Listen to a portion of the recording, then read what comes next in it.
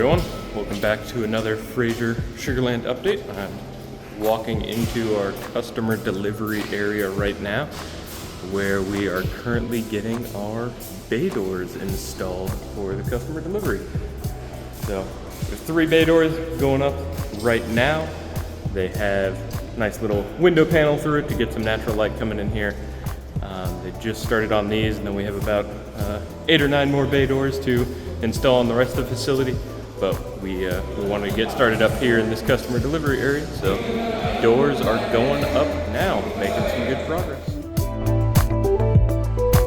I'm obviously outside in our parking lot now, walking towards our brand new fire hydrant that we are installing here on site.